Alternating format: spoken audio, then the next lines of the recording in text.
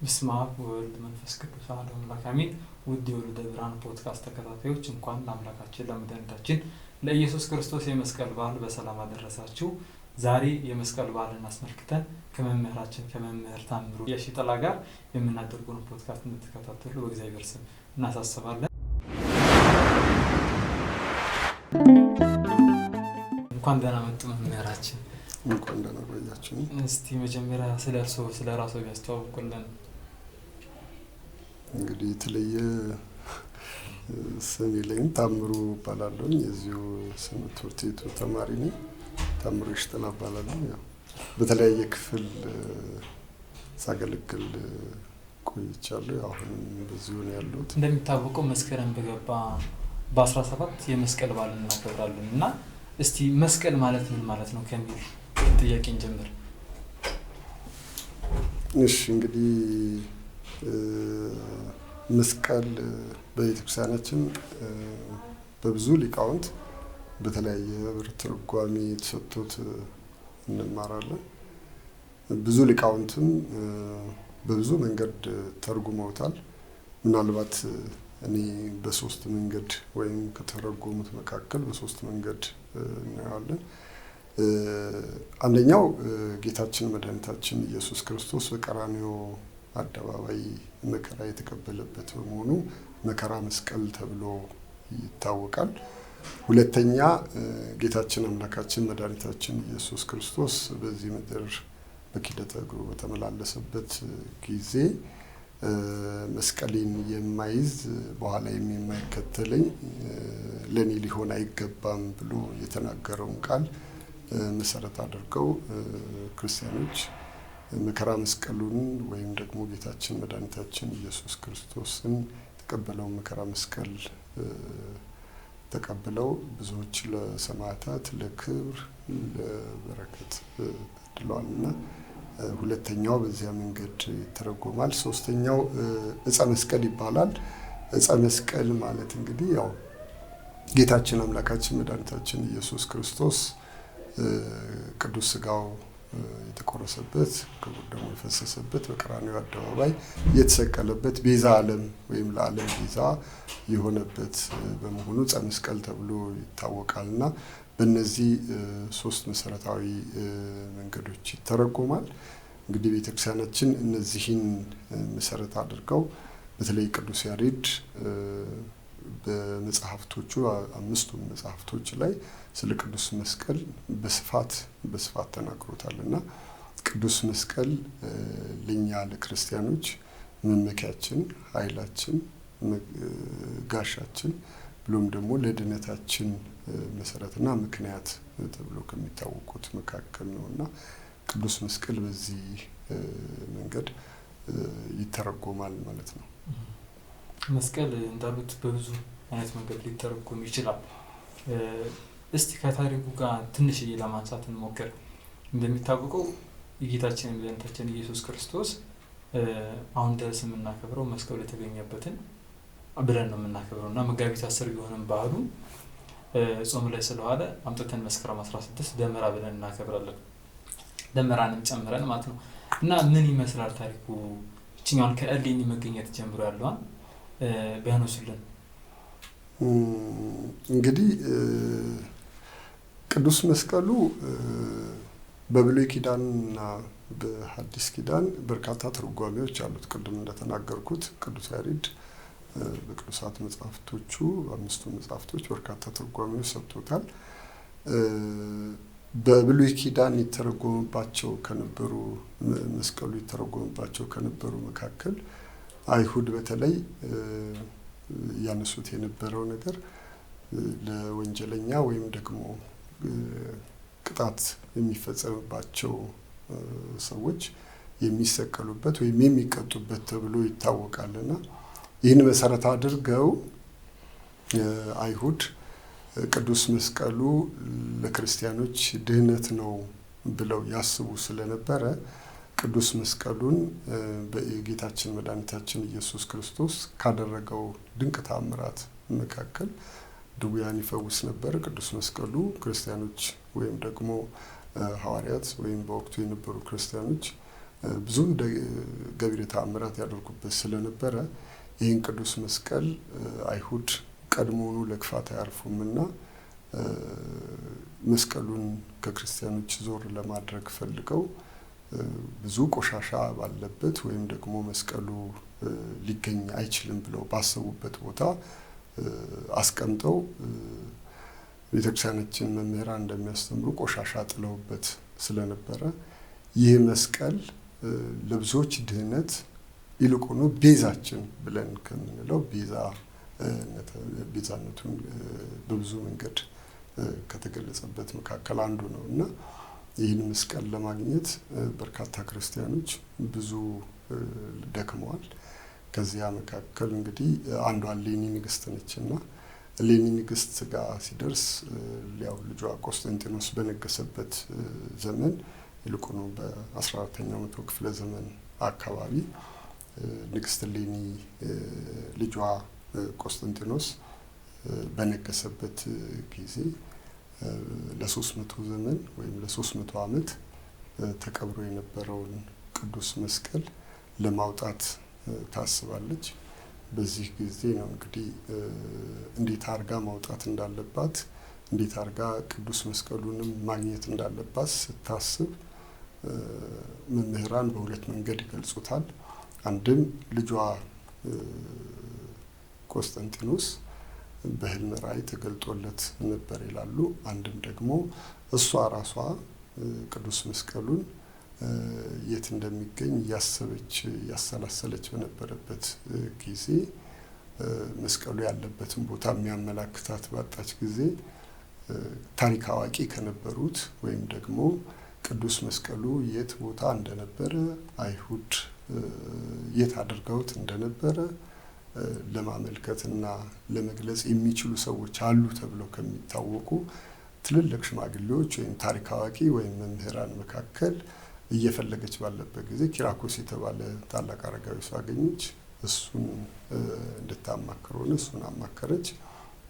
ከዚያ በኋላ ኪራኮስ ያው በታሪክ ያውቀው ስለነበረ ቦታውን፣ ነገር ግን ከእድሜ ብዛት የተነሳ የት ቦታ እንዳለ ከፊት ለፊቱ ያሉ ወይም በአካባቢው የነበሩ ትልልቅ ተራሮች ቢኖሩ ግን የት ቦታ እንዳለ ግን ማወቅ አልቻለም። ከቆሻሻው ክምር ብዛት የተነሳ ቦታው ተራራ ሆኖ ስለነበረ የት ቦታ እንዳለ ማወቅ ሳይችል ግን ከዚሁ ከሶስቱ አንዱ መሆኑን ብቻ ያመለክታታል።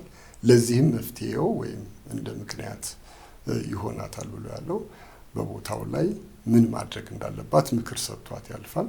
ከዚያ በኋላ እሷም እንደተባለችው የእንጨት ክምር ወይም ደግሞ እንጨት አሰብስባ ታመጣና አስደምራ ይላሉ። ወይም አሰብስባም ያንን እንጨት ታነዳለች። በላዩ ላይም በተመለከተችው በህልም ራእይ ወይም እግዚአብሔር መንፈስ ቅዱስ አመላከታት መሰረት እጣን ላዩ ላይ ታጨስና እጣኑ ጢስ ያመላከተው ወይም የእጣኑ ጢስ ወደ ሰማይ ሄዶ መስቀሉ ባለበት ስፍራ ላይ ያርፋል።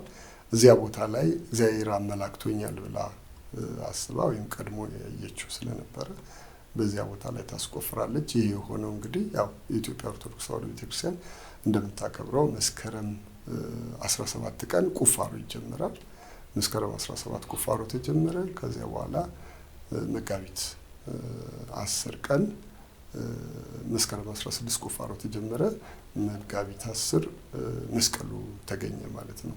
ያው በኢትዮጵያ ቤተክርስቲያን ቅዱስ ያሬድ ከሰራቸው ስርዓት መካከል አንዱ መጋቢት ላይ አጽዋማት ይውላሉና በዚህ አጽዋማት ወቅት ደግሞ ፍስሐ ደስታ አይኖርምና ምን ይሁን ብለው ሲሉ ከ7 ወር በኋላ እንደገና መልሶ ቅዱስ መስቀሉ በተገኘበት ቅዳሴ ቤቱ በተከበረበት ንጉሥ ቆስጠንጢኖስ በተወለደበት በመስከረም 17 በዓሉ እንዲከበር የኢትዮጵያ ሊቃውንት ስርዓት ሰሩ። በዚህ መሰረት መስከረም 17 የኢትዮጵያ ቤተክርስቲያን የመስቀሉን መገኘት ምክንያት አድርጋ በብዙ ህብር ታከብረዋለች። ዛሬም ድረስ ቅዱስ መስቀሉ ባለበት በግሸን ደብረ ከርቤ ያው ሰፊ ነው ታሪኩ። በግሸን ደብረ ከርቤ መስቀሉ በተገኘበት ቦታ በስፋት ይከበራል። በኢትዮጵያ ቤተክርስቲያናት ባሉበት በሙሉ በተለይም አሁን በአዲስ አበባ ባለንበት በመስቀል አደባባይ ተብሎ ከነስያሜው በተጠራበት መስቀል አደባባይ በብዙ ስብሐተ እግዚአብሔርና የቤተክርስቲያን ሊቃውንት ባሉበት በልዩ መንገድ መስቀሉን እያከበርን ወይም ለመስቀሉ ያለንን ክብር እየገለጥን እናከብረዋለን ማለት ነው። እንግዲህ በጣም ሰፊ ታሪክ ነው ያለው። ያው ከቅዱስ ዳዊት ጀምሮ ቅዱስ ዘርዓ ያዕቆብ ጀምሮ የመጣ ሰፊ ታሪክ በተለይ ይነሳል። ቀሪውን ደግሞ ተመልካቾች መጽሐፍትን እንዲያገላብጡ መጽሐፍቶች እንዲመረምሩ በመተው ወደ ሁለተኛው ጥያቄ ስንመጣ መስቀል በነገረ ድህነት ላይ ምን ያህል ተሳትፎ አለው? የቤተክርስቲያናችን አስተምሮ በነገረ ድህነት ላይ ምን ያህል ቦታ ተሰጥቷለች? ይሄኛውን እናንሳ። ብዙ ጊዜ በተለይ ጌታችን መድኃኒታችን ኢየሱስ ክርስቶስ ብቻ ነው ያዳነን፣ ማዳኑን ለሱ ሰተን ግን ያዳነበትን መንገድ የምንገፋበት ያለ በተለይ ከሌላ ቤተ እምነቶች ጋር የሚነሳ። ስለዚህ ምንድነው የቤተክርስቲያናችን አስተምሮ መስቀል በነገረ ድህነት ላይ? እንግዲህ ነገረ ድህነት ስንል በቤተክርስቲያናችን ሁለት አይከኖች አሉ፣ ወይም ሁለት በጣም ጎልተው የሚታወቁ አሉ ለነገረ ድህነት ምክንያት ከሆኑ ነገሮች።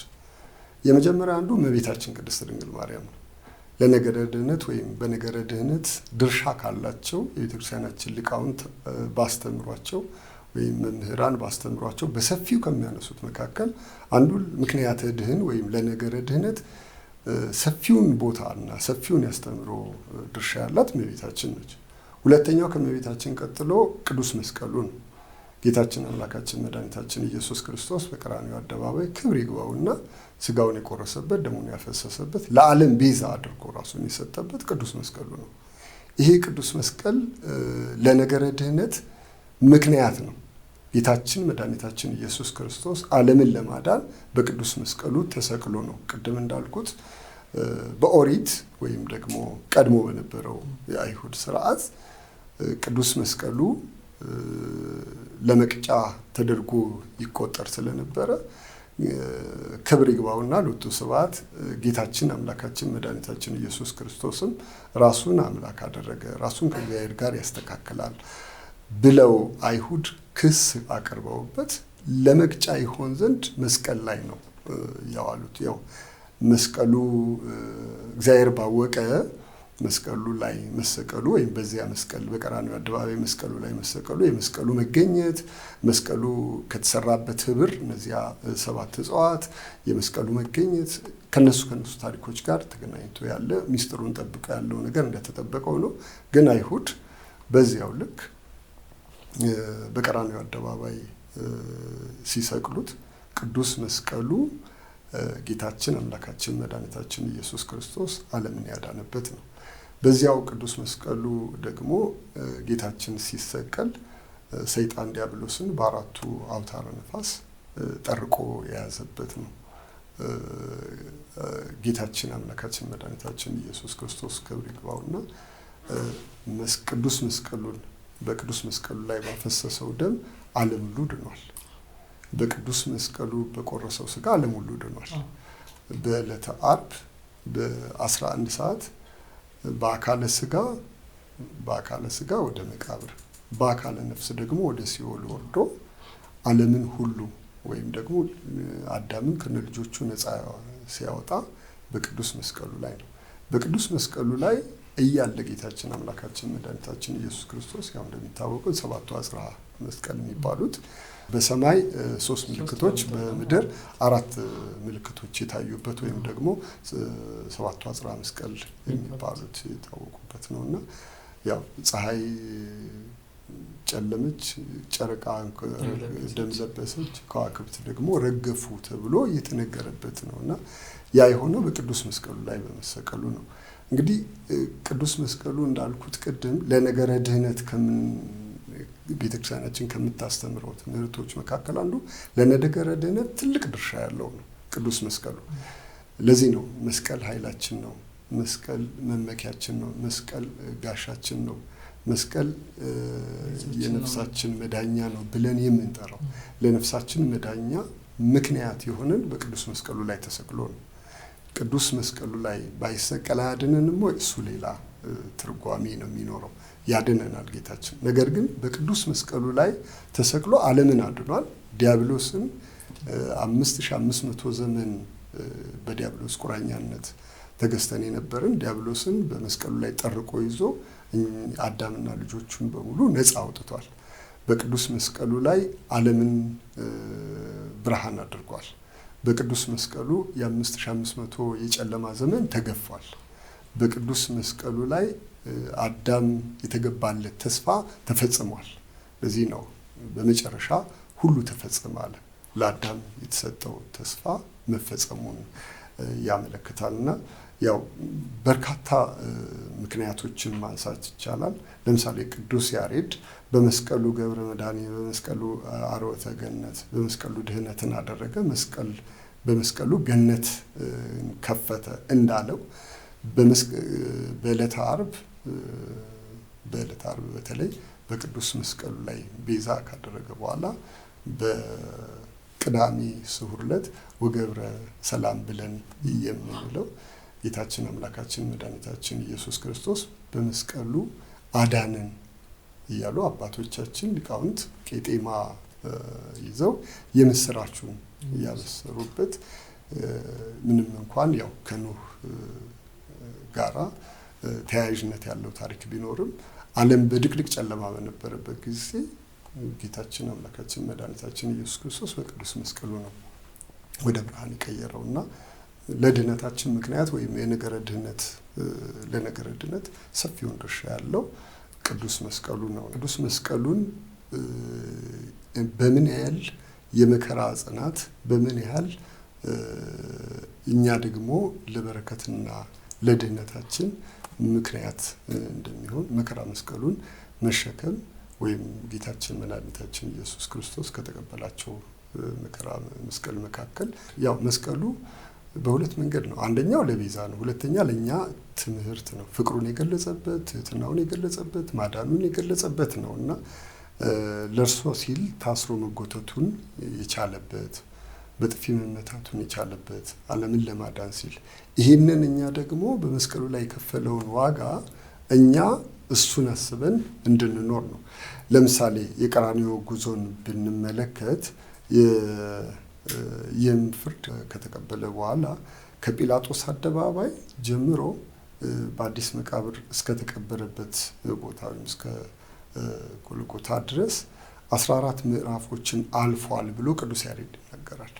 እነዚህ 14 ምዕራፎች አንደኛው ጌታችን መድኃኒታችን ኢየሱስ ክርስቶስ የሞት ፍርድ የተፈረደበት የጲላጦስ አደባባይ ነው። አንደኛው እንግዲህ እነዚህ 14 ምዕራፎች መካከል ሁለተኛው ይህ ቦታ የሾህ አክሊል የደፋበት ነው። ምናልባት ከመከራ መስቀሉ ጋር ይገናኝ ይሆን አላውቅም፣ ግን ያው መከራ መስቀሉን መሸከማችን ወይም መከራ መስቀሉን ማሰባችን ነው የቅዱስ መስቀሉን ስናስብ እንጂ ዝም ብሎ ዕፀ መስቀሉን ብቻ በማሰብ አይደለምና ለዛ ነው ያነሳሁት። ሶስተኛው ጌታችን አምላካችን መድኃኒታችን ኢየሱስ ክርስቶስ ለመጀመሪያ ጊዜ መከራ መስቀሉን ተሸክሞ የወደቀበት ቦታ ነው ሶስተኛው። አራተኛ ከእመቤታችን ከቅድስት ድንግል ማርያም ጋር በዓይነ ሥጋ የተለያዩበት እና ስምዖን ትንቢት የተናገረበት ነው። በነፍስሽ ሰይፍ ያልፋል ብሎ የተናገረበት ቦታ ነው። አምስተኛው እንግዲህ የቀሬናው ሀገር ሰው ስምዖን ጌታችን አምላካችን መድኃኒታችን ኢየሱስ ክርስቶስን መከራ መስቀሉን የተሸከመበት ነው። ያው በሉቃስ ወንጌል ላይ የተጠቀሰ ምዕራፍ 23 ላይ የተነገረው ነው። ስድስተኛው ጌታችን መድኃኒታችን ኢየሱስ ክርስቶስ ለሁለተኛ ጊዜ መስቀሉን ተሸክሞ የወደቀበት ነው። ሰባተኛ በጲላጦስ አደባባይ ፊት ለፊት የቆመበትና ያረፈበት ነውና ስምንተኛ ጌታችን አምላካችን መድኃኒታችን ኢየሱስ ክርስቶስ መከራ መስቀሉን ተሸክሞ ወዝ ወይም ላብ የፈሰሰ ሲጓዝ ሴቶች አይተው ያለቀሱበት ነው። እንዲሁም እዚያው ላይ በሉቃስ ወንጌል ምዕራፍ 23 ላይ እንደምናየው ለእኔ አታልቅሱ ለእናንተ አልቅሱ ብሎ ያለበት ነው ጌታችን መድኃኒታችን ኢየሱስ ክርስቶስ። ዘጠነኛ ጌታችን አምላካችን መድኃኒታችን ኢየሱስ ክርስቶስ 3 ጊዜ መስቀሉን ተሸክሞ የወደቀበት ቦታ ነው። ያ ደግሞ እንግዲህ በብዙ መንገድ ይተረጎማል። በዚህ ጊዜ ወላጆች ልጆች አልባ ሆነው እንዳይቀሩ አንስት ደግሞ ያው ሴቶች ምን ያህል እየተከተሉት እሱን ያን መከራ መስቀል አይተው መቋቋም አቅቷቸው ወይም ጌታችን መድኃኒታችን ኢየሱስ ክርስቶስን አይሁድ ሲያንገላቱት አይተው ህሊናቸው ምን ያህል እንደቆሰለና ህሊናቸው ምን ያህል እንደተጎዳ ያመለከቱበት ቦታ ነው። 10ኛ በመስቀሉ ላይ በችንካር የተቸነከረበት ነው። ያው ነብይ እግዚአብሔር ቅዱስ ዳዊት በመዝሙር 21 ምዕራፍ 26 መዝሙር 21 ላይ ቁጥር 26 ላይ እንደተነገረው እግሮችና እጆችን ቸነከሩ ብሎ እንደተናገረው እንዲያ ያደረጉበት ነው። እነዚህ 5ቱ ቅንዋት ሳዶር፣ አላዶር፣ ዳናት፣ አዴራ፣ ሮዳስ ችንካሮቹ የተቸነከሩበት ነው። 11ኛ እንግዲህ ምዕራፍ በቀራንዮ አደባባይ ክብር ይግባውና ሎቱ ስብሐት አምላካችን በማዕከለ ምድር በቀራንዮ አደባባይ 6 ሰዓት ላይ ቃኑን የተሰቀለበት ነውና በዚህ ጊዜ ያው ቅድም እንዳልነው በሰማይ 3 ምልክት በምድር ደግሞ 4 ምልክቶች የታዩበት ነውና እነዚህን 14ቱ ምዕራፍ ስንመለከት ለነገረ ድህነት ቅድም እንዳለው መከራ መስቀሉ ለነገረ ድህነት ዋና መሰረት ናቸው። ይህን መከራ መስቀል ነው አስበን እኛ በልቦናችን አስበን መስቀሉን ስናከብር ወይም ደግሞ የመስቀሉን በዓል ስናከብር በልቦናችን እነዚህን ጌታችን የተቀበላቸውን ሕማማት እና በተለይ እነዚህን 14ቱ ምዕራፍ ብሎ የሚጠራቸውን በየቦታው ላይ የተደረጉትን እስከ ቀራንዮ አደባባይ እርቃኑን እስኪሰቀል ድረስ ድንግሎስ እስኪወቃው ድረስ የደረሱትን እንድናስባቸው የሆነውና አንዱ ምክንያት እሱ ነው ለማለት ነው። ከዚህ አንፃር እንግዲህ ያው ቅድም እንደተባለው መከራ መስቀሉን ስናስብ ወይም የመስቀልን በዓል ስናስብ እነዚህ መከራ መስቀል እያሰብን በህሊናችን የዳንበት ነው፣ መድኃኒታችን ነው፣ ሰላማችን ያገኘንበት ነው፣ ከዲያብሎስ ቁራኛነት ነፃ የወጣንበት ነው፣ ፍቅሩንም የገለጸበት ነው፣ ትህትናውንም ያሳየበት ነው። ያን ያህል መከራ ሲያደርሱበት ዝም ነው እንደሚታረድ በግ ብሎ ነብይ እግዚአብሔር እንደተናገረው ዝም ያለበት ነው፣ ትህትናውን የገለጸበት ነው። ያ ሁሉ የሆነው ዓለምን ለማዳን የገባው ቃል ኪዳን ከልጅ ልጅ ተወልጄ አድንሃለሁ ብሎ የገባው ቃል ኪዳን ያው ከልጅ ልጅ ተወልጄ ራሱን የቻለ ሌላ ትርጉም ቢኖረው ያለበትን ቃል ሊፈጸምበት ነው። ያችን ሰዓት አዳም ይጠብቃት ስለነበረ ነው። ያችን ሰዓት ነፍሳት ይጠብቋት ስለነበረ ነው። ያችን ሰዓት በተስፋ ትጠበቅ የነበረች ነው። ቅድም እንዳልነው ለነገረ ድህነት አንዱ ያቺ ሰዓት ነች እና በቅዱስ መስቀሉ ላይ የከፈለው ዋጋ ዓለምን አድኗል። አዳምና ልጆቹን ነፃ አውጥቷል። ዲያብሎስ ተቀጥቅጦበታል። ዲያብሎስ ድል ተነስቶበታል። አዳምና ልጆቹ እኛም ነፃ ወጥተንበታል። ስለዚህ ነፃ ያወጣንበት ነው ብለን ነው የምናከብረው። እኛ መስቀሉ አዳነን ነው እንጂ በመስቀል ዳን ነው እንጂ መስቀሉ አዳነን አይደለም የምንለው። ምክንያቱም ጌታችን አምላካችን መድኃኒታችን ኢየሱስ ክርስቶስ በመስቀል ላይ ተሰቅሎ አዳነን። ለመዳኑ ደግሞ ለመሰቀሉ ስጋውን ደሙ ለመስጠቱ ምክንያት ሆኖ ያደረገው መስቀሉን ነው ብለን ነው የምናስተምረው እና በመስቀሉ ምክንያት ዳን ነው እንጂ መስቀሉ አዳነን አይደለም የሚለው ነገር ድነት ላይ ብዙ ጊዜ ይነሳል። እዚህ ላይ እንደ መጨረሻ ጥያቄ አድርጌ የማነሳው ምንድነው እንደ ኢትዮጵያ ኦርቶዶክስ ተዋሕዶ አስተምሮ ለመስቀል የምንሰጠው ክብር ምን ያለው በተለይ በዚህ ሰዓት ላይ ይነሳል። መስቀል እኮ እጽ ነው፣ እንጨት ነው፣ ምን የተለየ ነገር አለ? ይባስ ብሎ ደግሞ አንዳንድ ከሌላ ቤተ እምነቶች የሚነሳ ጥያቄ አለ። አንድ ሰው አባትን ቢገልበት የገደሉን መሰሪያ እንድታከብራላችሁ ምን ማለት ነው? ጌታችን አምላካችን እያላችሁ እያከበራችሁ ነገር ግን የሞተበትን ከፍ አድርጋችሁ ለዛው ምልክት አድርጋችሁ ተጠቀማላችሁና ይሄስ እንዴት ይመለሳል? ከቤተክርስቲያናችን አስተምህሮ አንፃር እስኪ ድረስ ነው ክብር የምንሰጠው። ቅዱስ መስቀሉ ጌታችን አምላካችን መድኃኒታችን ኢየሱስ ክርስቶስ አክብሮታል። እኛ ደግሞ እሱ ያከበረውን በደሙ ያከበረውን ቅዱስ መስቀል አለማክበር እንግዲህ ከእምነት ወይም በእምነት ሕግጋት ሚዛን ከሚደፉ መካከል አንዱ ነው። ጌታችን ያከበረውን ማክበር፣ አምላካችን ያከበረውን ማክበር እኛ አንጎዳበትም፣ እንጠቀምበታለን እንጂ አንጎዳበትም። ሌሎቹ መስቀል እንጨት ነው፣ መስቀል ላይ ተሰቅሎ በማዳኑ መስቀሉ ለክርስቶስ ሞት ምክንያት ሆነ። አዎ ለክርስቶስ ሞት ምክንያት ሆኗል።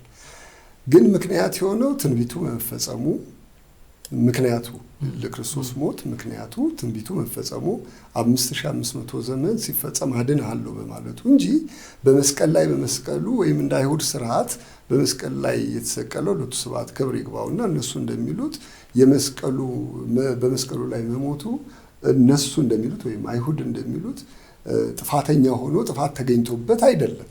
ያ ማለት ገዳዩ ነው አንድ ጥፋት የተገኘበት የሚገደልበት ወይም የሚቀጣበት ነው ብለው በአይሁድ ስርዓት ወይም በቀድሞ ስርዓት እንደሚያምኑት አይደለም።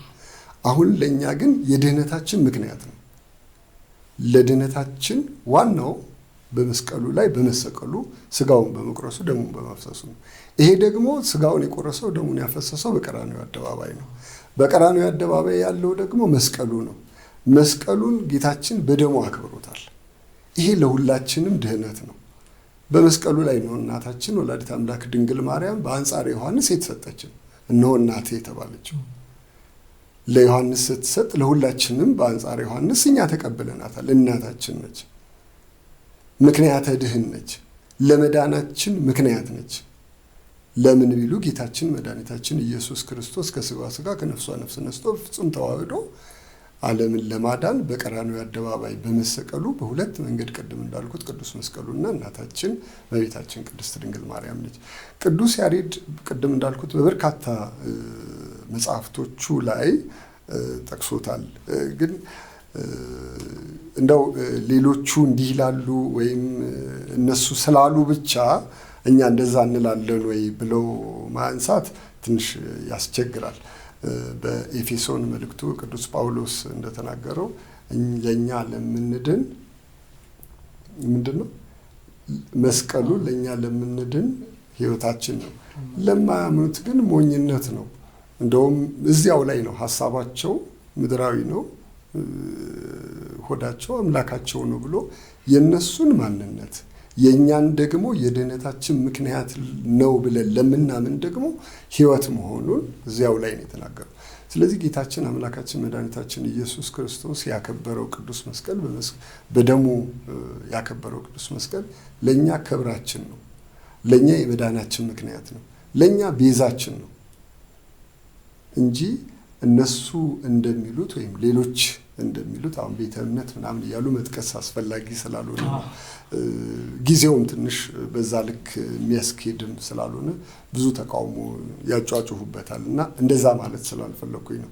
ግን እንደ አይሁድ ስርዓት እኛ ጌታችን አምላካችን መድኃኒታችን ኢየሱስ ክርስቶስ የተሰቀለበት መስቀል እንደ አንድ ቅጣት መቅጫ ነው ብለን ወይም ደግሞ በዚህ ዘመን እንደተተረጎመ አይነት ነገር አይደለም። ለእኛ የድህነታችን ምክንያት ነው። በዚህ ልክ ብናየው ቤተ ክርስቲያናችን ከሌላው ቤተ እምነቶች በተለየ መልኩ መስቀልን አንገታችን ላይ አድርገን እስከ ማክበር ድረስ ይባስ ብሎ በሰሜኑ አካባቢ ደግሞ በተለይ የሚስተዋለው እጅ ላይ ግንባር ላይ በመነቀስ ትልቅ ክብርና ክርስትናችንን ከፍ አድርጎ ከሚያሳይ ምልክቶች ነው ለክርስትና ምልክቶቹ ተብሎ እስከ መጠቀስ ድረስ የደረሰ ነው የመስቀል ክብር ቤተ ክርስቲያናችን የምትሰጠው ማለት ነው። ስለዚህ መስቀልን እንዴት አድርገው ቢያከብሩ ብሎ ይመክራል። መስቀልን በአንገት ላይ ማድረግ፣ መስቀልን በልብሶች ላይ ማድረግ፣ መስቀልን በሰውነት ላይ መነቀስ፣ መስቀልን በተለያዩ የግልም የቤተ ክርስቲያንም ንዋየ ቅድሳትም ሊሆን ይችላል የግል መገልገያ በየቤቶቻችን አንዳንድ ከአዲስ አበባ ውጭ አይተን እንደሆነ በቤቶቻቸው ላይ እናደርጋለን። እንደው ምናልባት ማንሳት ብዙ አስፈላጊ አይደለም እንጂ ቅድም እንዳልከው መስቀሉን በሌላ መንገድ ያዩታል እነሱ። ግን ብዙዎቹ በየቤተ እምነቶቻቸው ላይ አይተን እንደሆነ አናቱ ላይ መስቀል ያደርጋሉ። አክብረውት ነው ወይ? ያው ሌላ ጥያቄ ነው የሚሆነው። አክብረውት ነው ወይ? አይደለም። ግን ለምን መስቀሉን ያደርጋሉ? አሁን ለመመሳሰልም ነው። እኛ መስቀሉን እኮ መስቀሉ የሚለውን ምኑን ነው የሚያከብሩት? ቅድም እንዳልኩት መስቀሉ በሶስት መንገድ ነው። አንደኛ ቤዛ ዓለም ነው። ሁለተኛ መስቀሉን ወይም መከራ መስቀሉን ማሰብ ነው። ሶስተኛ ዕፀ መስቀሉ ነው። እነዚህ ዕፀ መስቀል የምንለው በርካታ ትርጓሜዎች ቤተክርስቲያናችን ቢሰጠው። ስለዚህ የኢትዮጵያ ኦርቶዶክስ ተዋሕዶ ቤተክርስቲያን እምነት ተከታዮች ወይም እኛ የቤተክርስቲያን አማኞች በሙሉ በተለያየ መንገድ መስቀሉን በልቦናችን እንዲሰርጽ ወይም ፍቅሩ በልቦናችን እንዲያድር በልብሶቻችን በሰውነቶቻችን እንነቀሰዋለን። እጃቸው ላይ፣ ግንባራቸው ላይ፣ አንገታቸው ላይ፣ በተለያዩ ሰውነት ክፍላቸው ላይ ቅድም እንዳልከው በሰሜኑ በአብዛኛው ያው ሰሜኑ አካባቢ መስቀሉ ግማደ መስቀሉ ሲገባ ያው ጊሸን ደብረ ከርቤ ቅርባቸው ነው።